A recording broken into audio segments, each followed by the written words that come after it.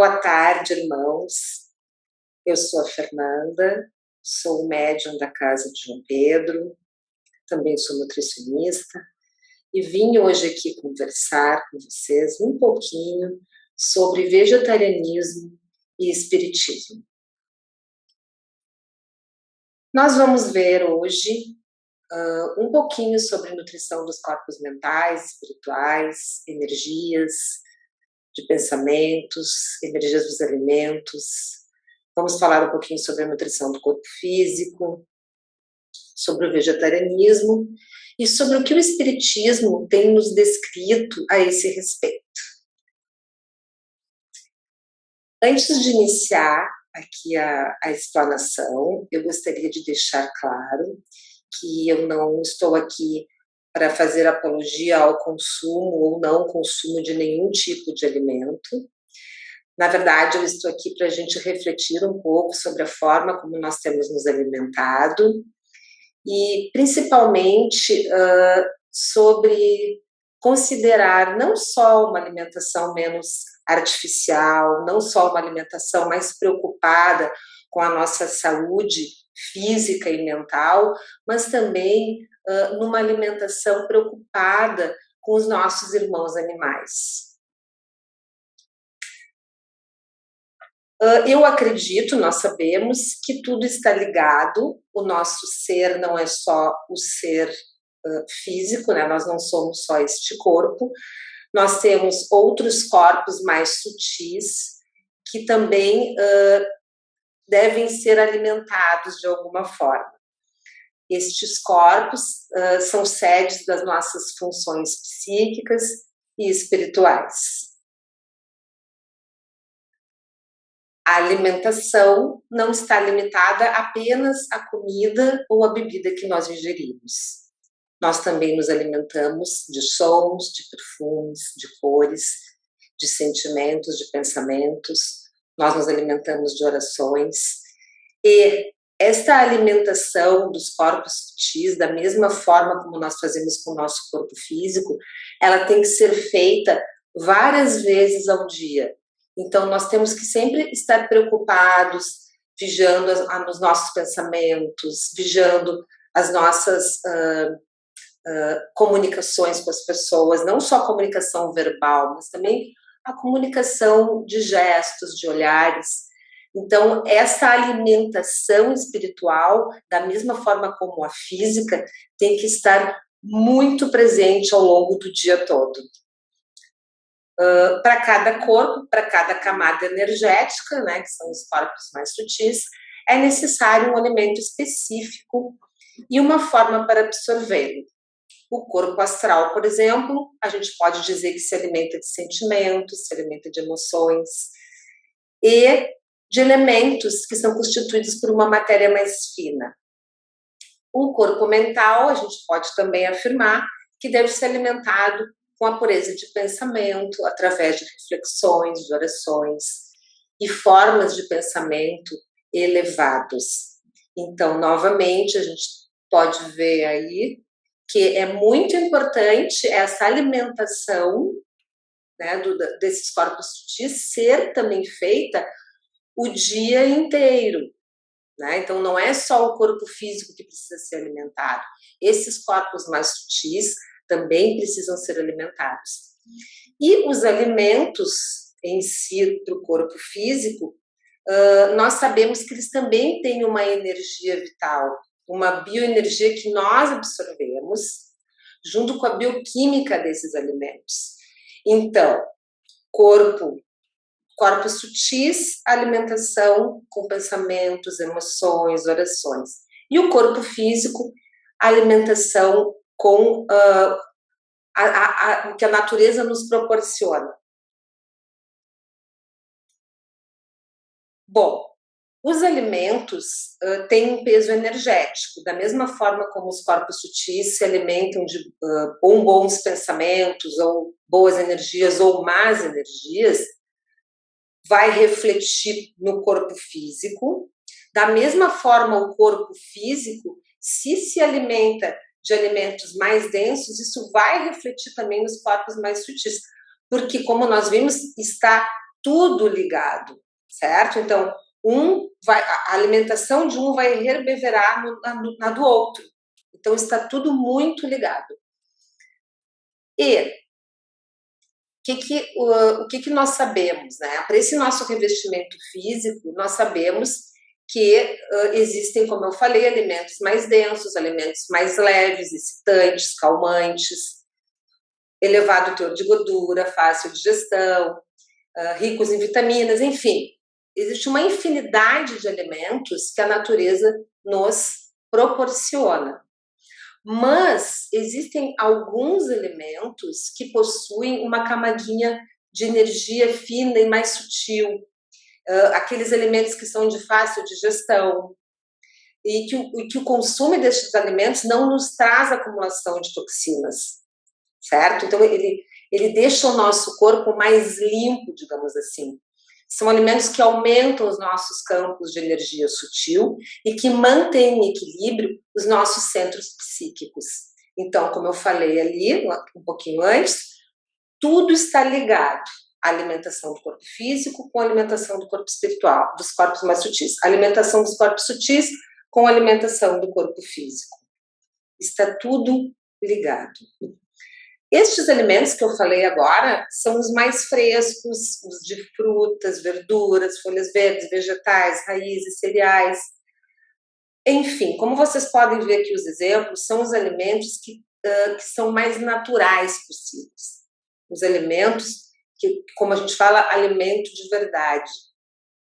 Então, são os alimentos que são livres de conservantes, de acidulantes, enfim, corantes, de todos esses xenobióticos que o nosso corpo nem reconhece, né, como sendo um alimento, e que nos faz um grande mal. E aqui, ó, nós temos já trazemos aqui uma observação da Revista Espírita, de 4 de julho de 1863, quando se fala sobre a alimentação do homem. No que é dito, né, para Allan Kardec, os grandes sábios da antiguidade igualmente tinham horror a esse tipo de sacrifícios, eles estavam se referindo ao sacrifício dos animais. E eles próprios só se alimentavam de frutos e de raízes. Na Terra, os encarnados têm uma missão a cumprir. Eles têm o espírito, que deve ser nutrido pelo espírito, e o corpo, que deve ser nutrido com a matéria. Mas a natureza da matéria influi, compreende-se facilmente, sobre a densidade do corpo e, em consequência, sobre as manifestações do espírito. Então, aqui, a gente encontra nesse parágrafo aqui, exatamente a comprovação do que foi dito aqui anteriormente, que os corpos estão interligados e um impacta no outro. O tipo de alimentação que tu dá para um vai impactar no outro. Está tudo ligado. Nós precisamos nos alimentar, nos nutrir muito bem. Não só o corpo físico, mas também os nossos corpos mais sutis. Mas nós sabemos, né, que nós, animais, nós conseguimos a nossa energia através dos alimentos. Mas, e os alimentos? Da onde eles conseguem a fabulosa energia deles? De uma forma muito linda, as plantas usam a energia do sol para transformar gás carbônico que vem do ar e água que vem do solo em alimentos e combustíveis. Fotoluz, síntese, sintetizar, fotossíntese, compor substâncias com a participação da luz. Então, nós podemos dizer, afirmar, que os vegetais, eles constroem o seu próprio alimento, transformando a energia radiante da luz em energia química, que vai ser utilizada nos processos vitais do seu metabolismo para o crescimento e manutenção do seu corpo. O vegetal usa substâncias produzidas através da fotossíntese para o seu metabolismo para a sua própria sobrevivência. Mas, quando é consumido por um animal, este mesmo é quem passa a se utilizar do alimento produzido pelo vegetal. Então, todas essas proteções que os vegetais utilizam para conseguir superar a ação do vento, a ação da chuva, a ação do sol, essas proteções, quando nós consumimos estes alimentos, elas passam a ser as nossas proteções. E da mesma forma como os pensamentos, as orações que nós fazemos durante o dia inteiro passam a ser as nossas proteções, os nossos corpos mais sutis. Então, vocês vejam que está tudo muito ligadinho. E aí nós entramos na seguinte questão. A polêmica questão 723 do Livro dos Espíritos, onde Allan Kardec pergunta: a alimentação animal é, em relação ao homem, contrária à lei da natureza? E a resposta dos espíritos: dada a vossa constituição física, a carne alimenta a carne, do contrário, debilita-se o homem. A lei de conservação lhe prescreve como um dever que mantenha suas forças e sua saúde para cumprir a lei do trabalho. O homem deve, pois, alimentar-se de acordo com as exigências do seu organismo. Pois é. Mas nós achamos também no livro A Gênese, os milagres e as predições segundo o Espiritismo, capítulo 10, o homem corpóreo. Do ponto de vista corpóreo e puramente anatômico, o homem pertence à classe dos mamíferos, dos quais unicamente difere por alguns matizes na forma exterior. Quanto ao mais, a mesma composição de todos os animais. Os mesmos órgãos, as mesmas funções, os mesmos modos de nutrição, respiração, secreção, reprodução. Nasce, vive e morre nas mesmas condições. Então, aqui, nós já podemos perceber que ele está querendo nos dizer o seguinte: nós somos iguais aos outros mamíferos, nada nos difere, a ciência já comprova isso. E a carne nutre a carne, nada nos difere, mas nada nos difere uns dos outros. Existem muitos mamíferos vegetarianos, animais corpulentos, robustos, com muito vigor e que são vegetarianos. Será que essa mensagem codificada da questão 723 já não estava prevendo uma evolução da ciência, uma evolução, uma própria evolução nossa? Sim, a Gênesis ele já fala que nada nos difere uns dos outros. Será que nós realmente não podemos nos alimentar somente de vegetais? Será que nós precisamos realmente nos alimentar com os nossos irmãos animais? Talvez sim, em 1857. Mas a ciência da nutrição, hoje, nos comprova que não. E eu vou mostrar para vocês. Nós somos onívoros, nós não somos carnívoros. Nós somos animais que se alimentam tanto de plantas ou algas como de outros animais. E aí nós vamos lá na Revista Espírita e achamos uma entrevista de Allan Kardec com um espírito que vive num planeta mais adiantado, onde o Allan Kardec pergunta: qual é a base da alimentação dos habitantes? É animal e vegetal, como aqui? E o espírito mais adiantado responde: puramente vegetal.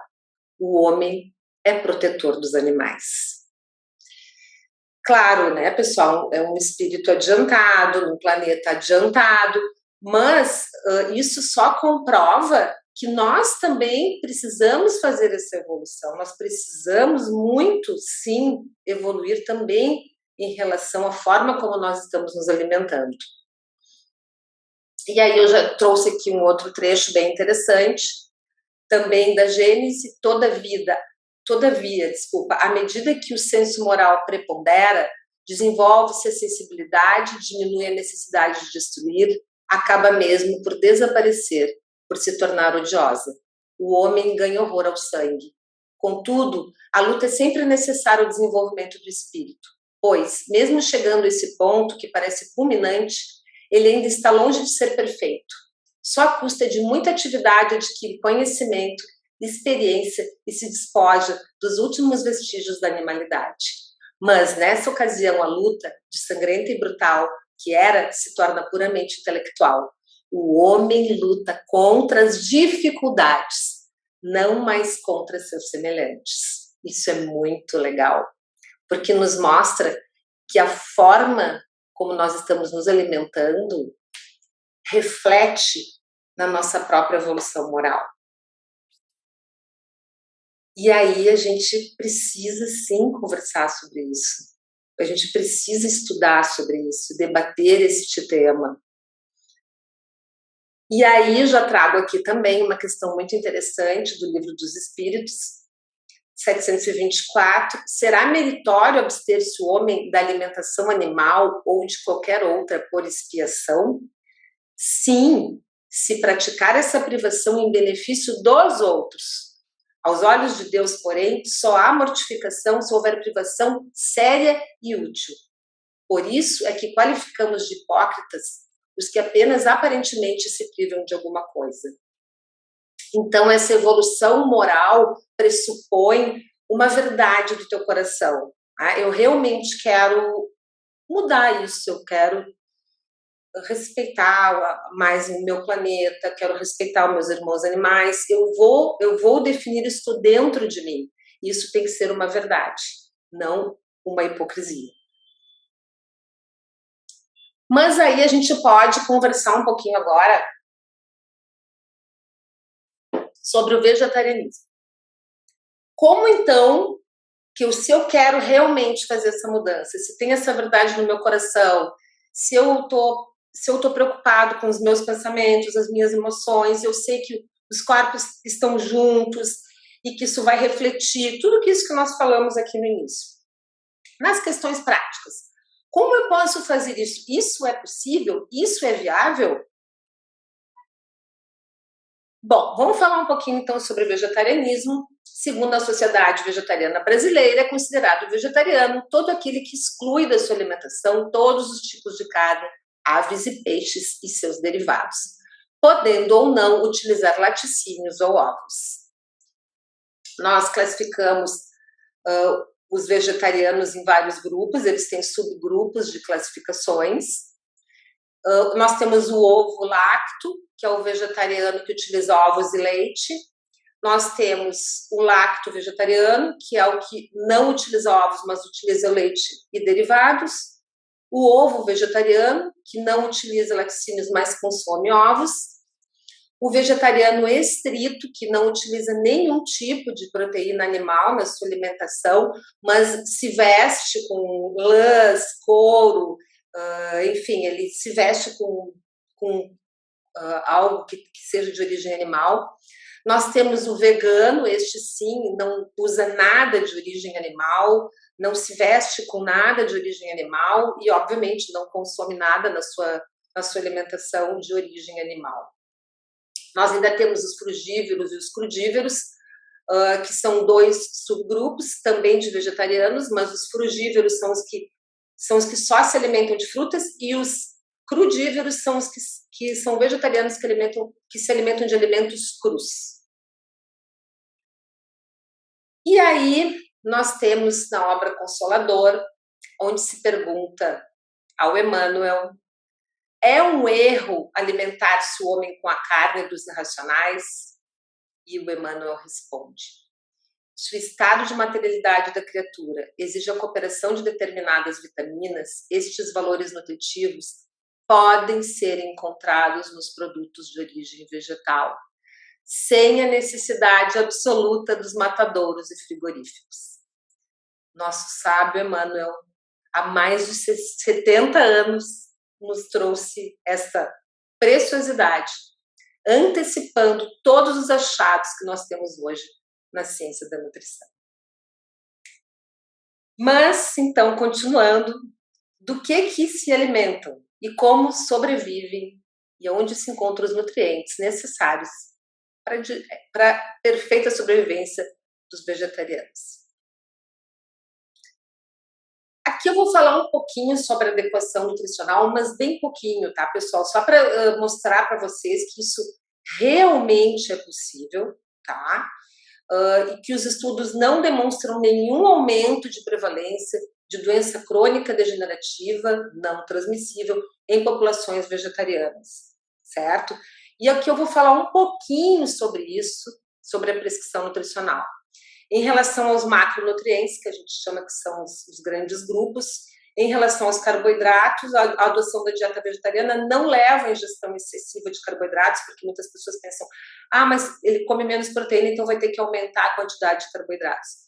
Não, o teor de carboidratos, assim como de todos os demais nutrientes, pode sim ser alterado conforme a escolha alimentar e os objetivos da prescrição nutricional para cada pessoa, obviamente, é prescrito de formas diferentes, conforme as necessidades de cada um. Em relação às gorduras, a adoção da dieta vegetariana tende sim a modificar muito o perfil lipídico, certo? O tipo de lipídio ingerido. Frequentemente, a dieta vegetariana usa um tipo de lipídio melhor, uma gordura melhor que os onívoros. Em relação às proteínas e aos aminoácidos, apesar de ingerir menos proteína do que a onívora, a população vegetariana ingere mais do que o necessário e não corre o risco nenhum de desnutrição proteica. Inclusive, nós temos vários atletas que são veganos, vegetarianos, atletas olímpicos, medalhistas. Então, assim, pessoal, está sim mais do que na hora de nós refletirmos sobre isso. E aí nós encontramos, né, eu trouxe aqui uma pequena amostra de alguns nutrientes que são os mais, digamos assim, polêmicos, né, na questão do vegetarianismo. Então, o ferro, que é muito polêmico, porque a carne é rica em ferro M, mas nós conseguimos aqui, as fontes vegetais de ferro, a vitamina B12, ômega 3, proteínas, que a gente já falou, né? Zinco, que também é muito questionado, porque a carne é rica em zinco, o cálcio, em função do leite e derivados, que seria o grupo teoricamente mais rico. Enfim, eu trouxe aqui uma referência, até bem atualizada, de 2017, mas imaginem que de 2017 para cá, o que já não tem de estudos comprovando que a origem vegetal é sim muito rica para vários micronutrientes e eu tenho total segurança de prescrição de dieta vegetariana. Trabalho com atletas, então é algo que nós devemos realmente abrir o coração para este estudo. Não só abrir a mente, mas também abrir o coração para este estudo. E aqui também, para ajudar nesse sentido, né? Pessoal, eu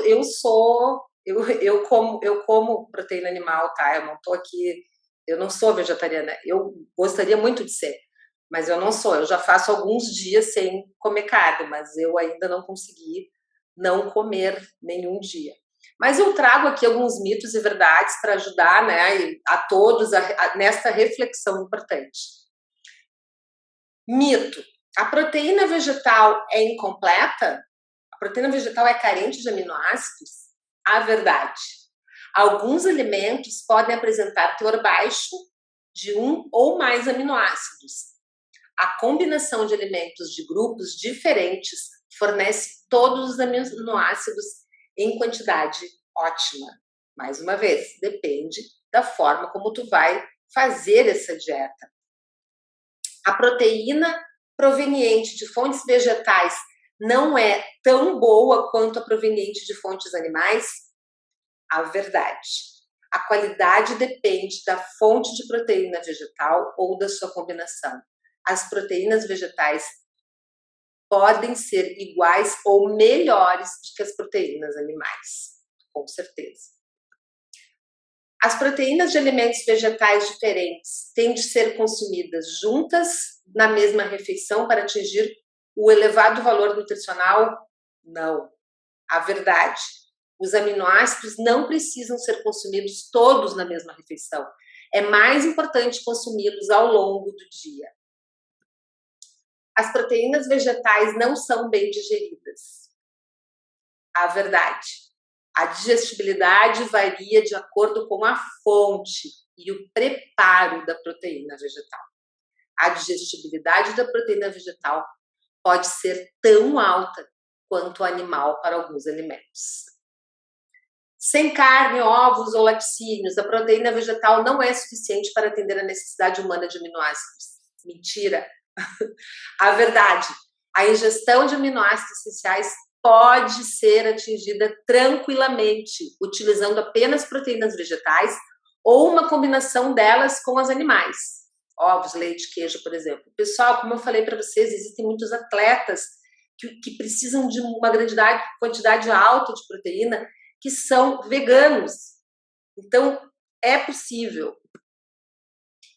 Existem aminoácidos na carne que não podem ser encontrados em nenhum alimento do reino vegetal. A verdade, todos os aminoácidos essenciais são encontrados em abundância no reino vegetal. E aqui eu trago para vocês do livro Diretrizes de Segurança, do Divaldo Franco e do Raul Teixeira, algumas questões importantes, certo? Como nós falamos da nutrição, dos corpos, dos diversos corpos, a gente também precisa falar não só sobre a nutrição vegetariana. Vamos falar da nutrição como um se querer bem, como uma preocupação com a minha saúde mental, emocional, espiritual. Lá no livro nós trouxemos perguntas bem interessantes. Como deve ser a dieta alimentar dos médiuns nos dias do trabalho mediúnico? E aí a resposta. A dieta alimentar dos médiuns deverá constituir-se daquilo que lhes possa atender às necessidades sem descambar para os excessos. Então, pessoal, não adianta ser vegetariano também e simplesmente ter uma alimentação péssima. Eu conheço vegetarianos que têm uma alimentação muito ruim, realmente muito pobre. Por isso é importante, pessoal, é muito importante procurar uma orientação, né, de alguém dessa área para te ajudar nesse sentido, se realmente tu quiser fazer essa mudança. E ter, digamos, a convicção de que só isso, só tirar a carne, também não vai adiantar, né? Aqui ele traz uma outra questão, ó. O uso de alguma bebida alcoólica costuma trazer inconvenientes para os médiuns. Todo indivíduo que se encontra engajado nos labores mediúnicos, seja qual for a ocupação, deveria abdicar do uso dos alcoólicos em seu regime alimentar. Isto porque o álcool traz múltiplos inconvenientes para a estrutura da mente equilibrada. De novo, pessoal, não adianta a gente... então eu não vou mais comer carne, mas aí tu faz outros excessos, entende? Então, nós temos que ter esse equilíbrio. Nós temos que buscar este equilíbrio nessa nossa reforma íntima, nessa nossa preocupação com os nossos corpos sutis, mas também com o nosso corpo físico, aos poucos, e fazendo essas mudanças que precisam ser feitas. Outra questão, a alimentação vegetariana será a mais aconselhável para os médiuns em geral? Resposta. A questão da dieta alimentar é fundamentalmente de foro íntimo, ou acatará alguma necessidade de saúde devidamente prescrita. Afora isso, para o médium verdadeiro, não há chamada alimentação ideal, embora recomende o bom senso que se utilize de uma alimentação que não lhe sobrecarregue o organismo, principalmente nos dias da reunião mediúnica. muitos médiuns, né, inclusive eu, já não comem carne no dia do trabalho mediúnico. Outros não, mas enfim, como nós vimos aqui, isso não vai determinar, só isso não vai determinar a pureza desse teu ser, realmente a evolução desse teu ser, que é o que a gente busca verdadeiramente no Espiritismo. Eu trago aqui também nosso querido Chico Xavier, do programa Pinga Fogo. Ele foi perguntado, um irmão perguntou para ele sobre alimentação de carne. Ele gostaria de saber, quando sabemos que, segundo alguns, ele pediu para ele falar sobre alimentação de carne, quando sabemos que, segundo alguns, este sacrifício dos nossos irmãos inferiores faz parte da sua evolução.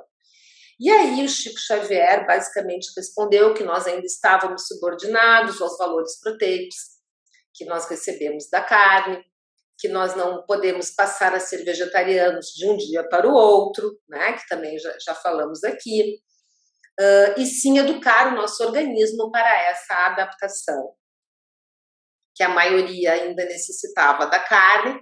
Para dispensá-la, precisamos de tempo, a fim de que a nossa reencarnação possa produzir os valores a que somos chamados. E aqui, pessoal, eu trago para vocês questões bem bacanas relacionadas à mudança de comportamento, né, do brasileiro em relação ao consumo de carne. Eu não sei se vocês já ouviram falar, alguns sim, outros não, sobre a segunda sem carne. É um movimento que surgiu nos Estados Unidos, se não me engano, foi em 2013, aqui no Brasil parece que foi em 2009. Então, que ele sugere que as pessoas fiquem um dia só, pelo menos, sem consumir proteína animal. E aí eu trago um pouquinho aqui do impacto ambiental deste dia, né? Também este material da Sociedade Vegetariana Brasileira, que coloca aqui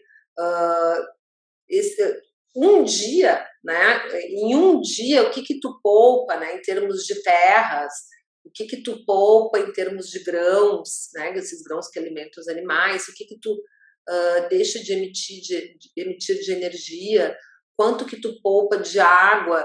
Então, são 60 litros de água, muita coisa, né, gente? São 11 quilos de CO2 que a gente deixa de emitir, 8 quilos de grãos, 24 metros quadrados de terras, enfim.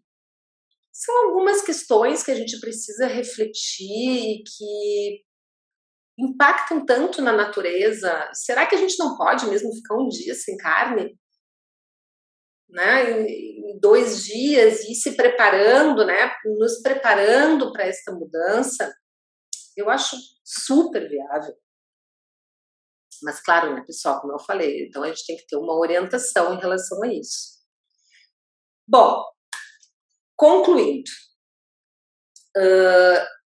obviamente que eu não acho que as pessoas não devem se sentir culpadas por comer ou não a carne, nem as que já são vegetarianas não devem julgar o irmão que ainda não deu espaço. No caso, eu ainda não consegui dar este passo.